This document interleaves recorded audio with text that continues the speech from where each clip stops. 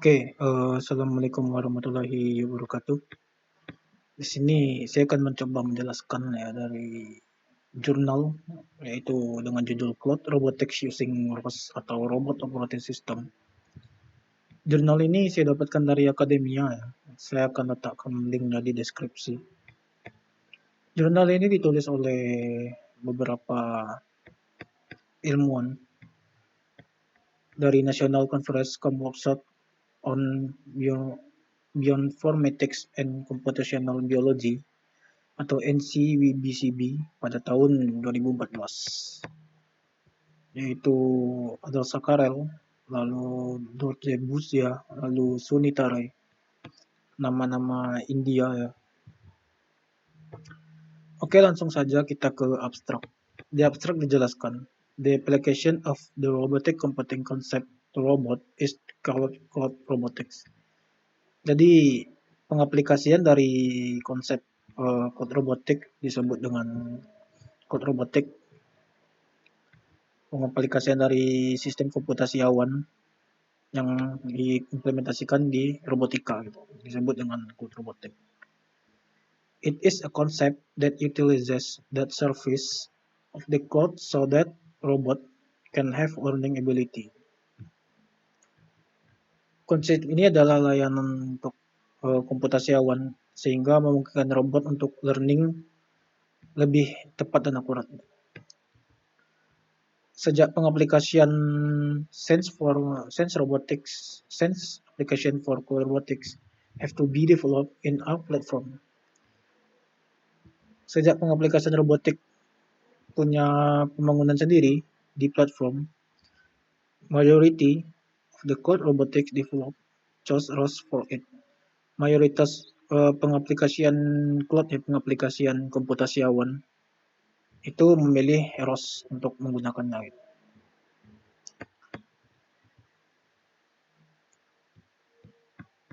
Robot operating system, apa itu robot operating system ya?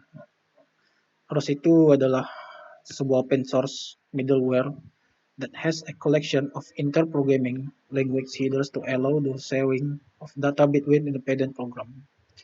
Jadi ROS itu adalah sebuah middleware ya. Middleware itu berbeda dengan sistem operasi, yaitu subsistem operasi. Yang di dalamnya itu terdapat programming bahasa pemrograman yang dibangun atas bahasa pemrograman tentunya, yang memungkinkan untuk sharing data atau berbagi data antara program. Biasanya itu Python dan juga C++ gitu. ROS Private, a graph-like structure for code robotic. A new library for ROS that is a pure Java implementation. Library baru untuk ROS yang baru pada tahun itu yaitu 2014 itu pure atau hanya menggunakan implementasi Java itu. Disebut dengan ROS Java namanya. Memungkinkan untuk pengaplikasian Android untuk dibangun untuk robot gitu. Sejak Android booming, banyak pengguna tentunya. Jadi keywordnya itu ada cloud computing atau CC dan juga cloud robotic atau CR, lalu ada personal robot PR, lalu robot operating system atau ROS. Introduction. Kita masuk ke introduction. Network robotic is a long story, but cloud robotic is a relatively recent term. Jadi sistem jaringan robot itu sudah lama ada ya. Namun cloud robotik ini teknologi yang baru booming. Baru tahun 2014 tentunya. Yaitu robotics on cloud. Is a concept that utilizes data collect from robots and sensor network by collecting cursor to save the information and reusing it at the time of need. Jadi ini adalah konsep yang menggunakan koleksi data dari robot dan sensor jaringan dengan membuat sebuah penyimpanan awan untuk menyimpan informasi dari waktu yang diperlukan. It used the help of the internet to increase a robot capability by reducing onboard computation and providing service on demand.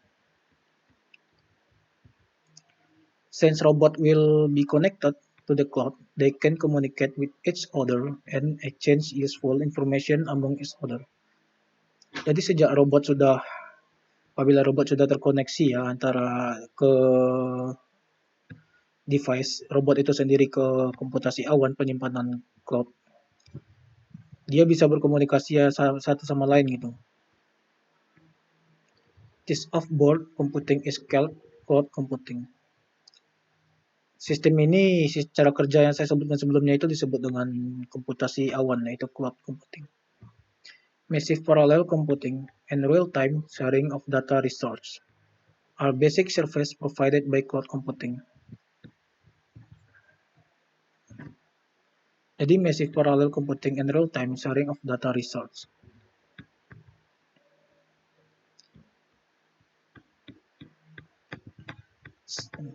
Since our education of on robot and the development of robotic application, we must know what our robotic middleware is. Jadi jika kita membicarakan code robotik ya, kita harus tahu dahulu apa itu robotic middleware gitu, atau subsistem operasi yang digunakan pada robot ini.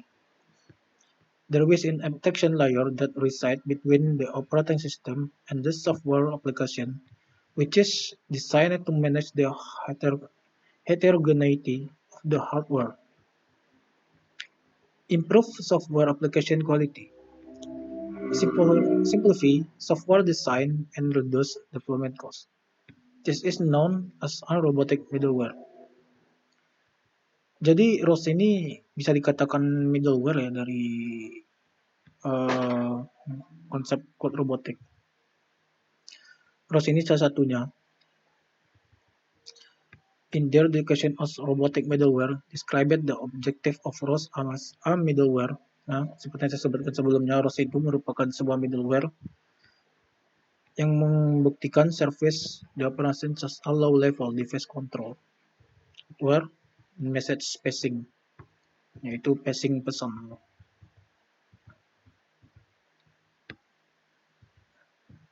Between process and many other. So ROS is not an operating system but a meta operating system. Jadi ROS itu bukan sistem operasi yang saya sebutkan sebelumnya ya. Ia adalah meta operating system, itu subsistem operasi. Untuk robot software yang konsisten pada nomor kecil memungkinkan untuk mengirim data antara program itu. ROS itu adalah sebuah open source robot yang membuktikan bahwa hardware abstraction, low level device control, parsing data, dan juga package management. Lalu kita masuk ke cloud robotics. Generally, all the information that a robot has in contained within itself, and there is very little scope for learning new things. Jadi pada dasarnya semua informasi tentang robot itu mempunyai kecil scope ya, dengan learning untuk mempelajari halnya. So, there is a need storing robot information in the internet. Banyak informasi dari internet, so that nothing can be learned easily in application for robot. Jadi dijelaskan ya, di saat ini sudah banyak informasi mengenai konsep robotika di internet. Nah, di jurnal ini akan dijelaskan konsep dari code robotics using ROS gitu. Konsep ini dikemukakan oleh Kufler untuk pertama kali di IEE RAS International Conference on Humanoid Robotics in 2010. Sekarang kita tahu itu code robotik ada 4 basic ya yang harus kita tahu. Yaitu ada data computing, data robot. Pada step ini ada 2 dimensi kamera dan juga 3 dimensi scanner yang mana mendeteksi objek pada robot. Outputnya adalah 2 dimensi gambar dan juga 3 dimensi point cloud atau 3 dimensi titik dari komputasi awan. Tapi hanya 2 dimensi gambar yang dikirim untuk memproses data ke cloud server. Yang kedua ada data processing on cloud server. Server ini mengembalikan 3 dimensi CAD model dari objek robot jika kita memungkinkan untuk mengidentifikasi objek dasar dari gambar 2 dimensi tersebut. Lalu ada proses data PLIAT, yaitu robot mengukur ya deteksi objek dengan sistem 3 dimensi CAD model. Lalu robot mengaplikasikan fungsinya setelahnya itu, lalu mengirim feedback ke server. Finally, the robot sends the result of the functioning back to the server. Akhirnya robot mengirim kembali data ke server, yang mana server ini menggunakan sistem database cloud robotik. Di sini kita bisa melihat konsep cloud robotik. Bisa dikatakan diagram layarnya, yaitu ada unit A, unit B, unit N. Ini kita asumsikan sebuah robot, ya, mengirimkan data ke awan ini menggunakan service broker. Nah, ini adalah konsep data yang dikirim. Ini adalah arsitekturnya ya. Nanti teman-teman bisa lihat jurnalnya di link yang telah saya share. Yang ketiga ada cloud computing. Computing cloud are classified into 3 types, yaitu public cloud, private cloud, dan hybrid cloud. Jadi cloud computing itu diklasifikasikan menjadi 3 tipe, yaitu cloud public, yaitu cloud pribadi, dan juga hybrid. Untuk tipe lain dari cloud itu ada tipe community, tipe komunitas. When a cloud is offered to the common public, is a pay-as-you-go approach. We call it a public cloud. The inter-private cloud is used to neighbor internal data. A hybrid cloud is a combination public as well as private cloud. Jadi kita tahu ya, private ini umum dan juga publik publik ini umum, private ini pribadi. Nah, hybrid ini kombinasi keduanya. Ini ada model dari jenis-jenis tadi ya, yaitu robot as a service. Ini ada cloud robotics penyimpanan datanya, yaitu platform as a service, instructors as a service, software as a service. Ini adalah hybrid yang saya sebutkan sebelumnya, itu gabungan dari community, private, dan public. Cloud computing provide three basic type of service. Software as a service. Software sebagai layanan. Pada model ini pengaplikasian software adalah hosting sebagai software dan pengguna itu menggunakan browser untuk mengeksekusi. Lalu platform pada PaaS atau platform as a service. Platform sebagai layanan, pada model ini user membuat, tes, dan mengupload menggunakan library yang digunakan oleh service provider-nya. Lalu ada instructor as a service, IaaS. Pada model ini menggunakan hosting di hardware computing service seperti penyimpanan, hard drive, server, dan network komponen. Lalu keempat ada robot operating system. Apa hubungannya antara ROS dan cloud robotik? Di sini disebutkan bahwa Willowgrex profess ROS as an open source project. Tentu saja ya, ROS seperti disebutkannya, ROS itu adalah open source project. With over a graph-like pattern to for network robotic. It was delivered by Stanford in 2007 under the name SwitchYard. Originally, robot operating system provide package tool and operating system like tool. Jadi ROS ini dikembangkan di Stanford pada tahun 2007 dengan nama Sid Year originally. Basically, as a collection of internal programming language either, ROS allow independent individual program refer to in a ROS to as a node. Jadi program yang kita jalankan di ROS disebut dengan node untuk to share data between themselves. ROS is based on nodes, message, topic, and service. Jadi ROS itu pada dasarnya adalah node, message, dan topic, dan juga service. Pada ROS, node are the software module or process in the control node. Node itu adalah modul software untuk mengontrol node-nya, mengontrol codingan atau program yang telah kita bikin. Node communicate with each other through message passing. EA passing multiple message. Jadi node berkomunikasi antara node, program antara program menggunakan parsing data. Parsing antara message gitu. Special type of message disebut dengan service. Jadi Jonathan Bohren itu menyebutkan bahwa ROS itu bukanlah sebuah meta robot operating system ya. A set of different tools, packaging, and software building. Jadi sebuah set different tool untuk package dan software building, membangun package gitu.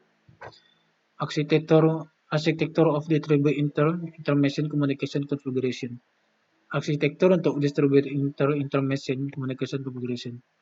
Lalu ada sistem runtime and data analyze development tool. Has an architecture that is language independent, C++, Python, Lisp, Java, and more. Jadi cara dasar ya ROS itu ada C++, Python, Lisp, Java, dan masih banyak lagi.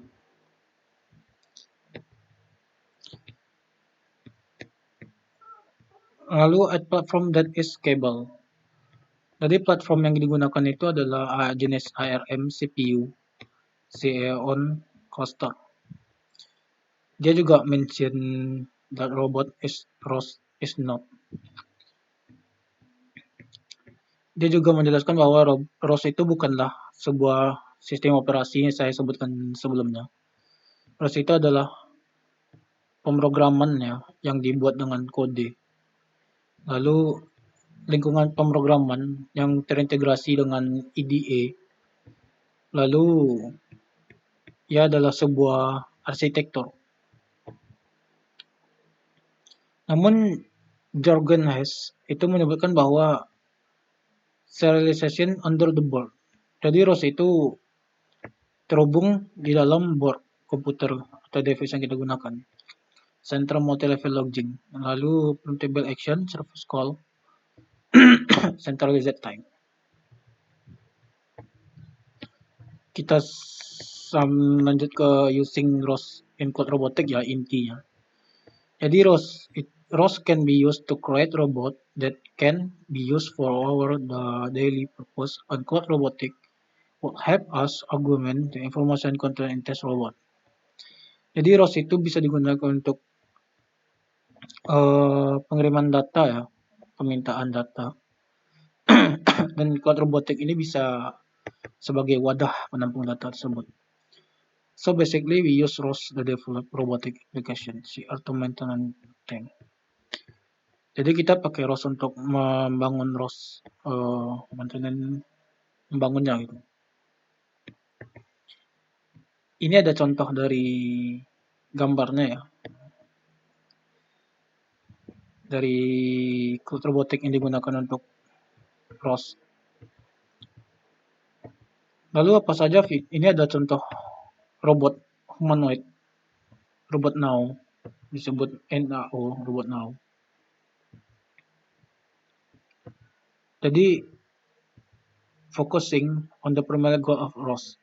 Kita bisa menggunakan cloud robotics untuk membangun kode dari satu robot sehingga terhubung dengan robot lainnya. Robot Alderman Now ini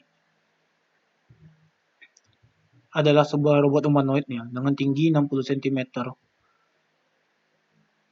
Dan target riset labnya ini adalah classroom mahasiswa.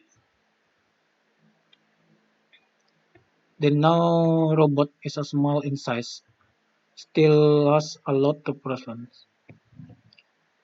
Kalau kita pakai now dengan ROS, sehingga melihatkan sistem open source atau sharing data yang sangat cepat itu, memungkinkan kita untuk bekerja mengirimkan data itu antar platform dengan cepat tentunya. Ini ada gambar contoh humanoid robot Aldebaran Robotic NAO itu ya. Ini. Lalu ada fitur aspek of code robotic. Lalu apa saja fiturnya? Fitur application itu dari code robotic memungkinkan untuk mengupgrade dari cara tradisional ke cara terbaru gitu. Langsung ke ini saya jelaskan singkat ya. Fitur robot itu memungkinkan untuk komunikasi tugas antara robot gitu. To enable real-time action, the robot only have to keep natural sensor.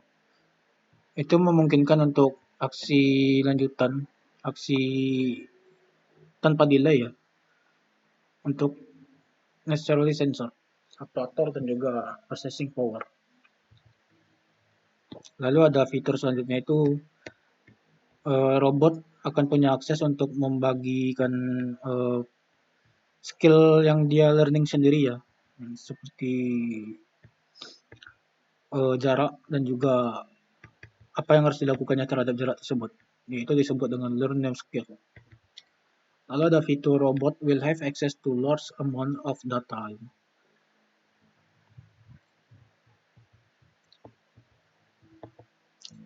Saya langsung ke konkulasi, kesimpulan.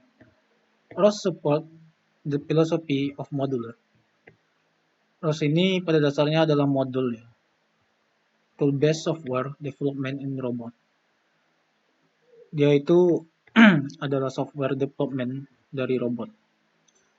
Even though ROS can be used as a framework for our robotic software development. Tapi meskipun begitu, ROS tidak bisa digunakan untuk semua robot software ya.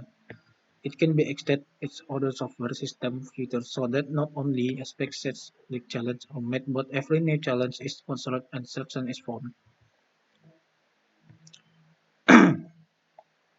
Code robotic is a very essential challenge of determining the optimal ratio between online and offline computation. Jadi code robotic itu memungkinkan tantangan untuk kedepannya ya, yaitu untuk mengoptimalkan rasio antara online dan offline komputasi. Jadi fakta menariknya adalah kita bisa tahu mengirimkan data melalui online dan offline. ROS can feature be extended to create a balance in the online and offline computation down robot. Ini ada referensinya ya. Referensinya itu ada 21 kumpulan paper dan juga buku. Mungkin sekian ya. Ini adalah contoh dari robotik humanoid. Apabila saya ada salah kata, saya minta maaf sebesar-besarnya. Assalamualaikum warahmatullahi wabarakatuh.